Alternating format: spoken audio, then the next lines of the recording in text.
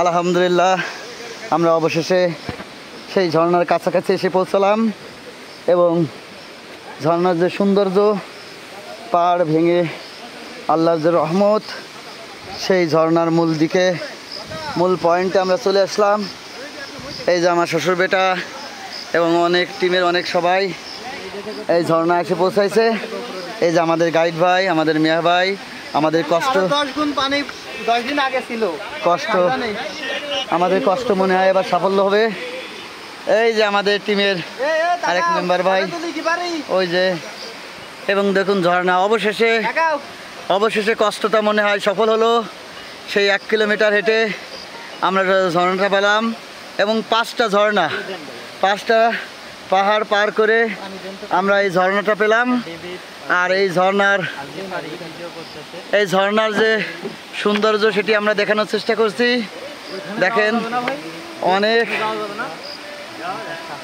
আর ওইখানে কাছাকাছি যে গোসল করাটা অনেক টাফ, এখানে সৌন্দর্য উপভোগ করে আমাদের চলে যেতে হবে, কারণ যেহেতু অনেক দেখছেন তো, অনেক পাহাড় ভেঙে অনেক উঁচু নিচু, আর এখানে যাওয়াটা অনেক রিস্কের বিষয়, তাই আমরা না যাওয়াটাই ভালো। আর টিমের আরেক ভাইরা ওইখানে উঠছে, জানি না আমি উঠতে পারবো কিনা, তারপরেও ভিডিও দেখানোর চেষ্টা করব। এই যে আরেক ভাই, সবাই কিন্তু ভিডিওটা নিয়েই ব্যস্ত, কারণ এরকম ঝর্ণা জানি না আল্লাহর কবে দেখাবে। এক কথায় অসাধারণ এই ঝর্ণার সৌন্দর্য। এই যে আমাদের জ্যাক ভাই ঝর্ণাটা দেখে একদম পুরোই হয়ে গেছে। সৌন্দর্য যদি দেখতে চান আপনারা অবশ্যই বান্দরবান জেলাতে চলে আসবেন। বান্দরবান জেলাতে চলে এসে থানচিতে আসবেন। একটা জিনিস দেখেন যে মনে হচ্ছে পানি নাই, অথচ বাতাসের কি একটা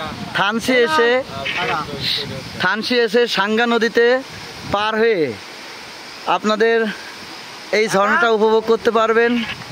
এবং এই সৌন্দর্য, এখানে আমরা এত গরমের ভিতর আসলাম, তারপরেও এখানে যে সৌন্দর্য, যে উপভোগ, এখানে 20 মিনিট বসে থাকলে গা ঠান্ডা হয়ে যাবে।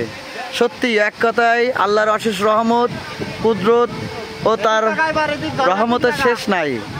তার এই রহমতের ঝর্ণার দিকে আমরা সবাই তাকিয়ে আছি, এই পাহাড়টার দিকে তাকিয়ে আছি, ছবি নিচ্ছি, কিন্তু এত সুন্দর যে দৃশ্য, সত্যিই মন ভরে যায়। এখানে ভিডিও বলার কিছু নেই, এত সুন্দরভাবে বলতেও পারবো না, শুধু বলবো আপনারা যদি উপভোগ করতে চান, এমন সুন্দর ঝর্ণা যদি দেখতে চান, অবশ্যই থানচি এসে সাঙ্গা নদী পার হয়ে এই ঝর্ণাটা দেখবেন। যত কষ্টই হোক আপনারা একটা সুন্দর কিছু দেখতে পাবেন। এইখানে এসে 10 মিনিট বসলেই আপনার মনটা ভরে যাবে এবং মনের যে তৃপ্তি সেটি আপনি এখানে এসে পাবেন। এখানে পাবেন সৌন্দর্যের ছোঁয়া, বাতাসে হালকা ঠান্ডা আবহাওয়া, ঝর্ণার তৃপ্তি, সব মিলে এক কথায়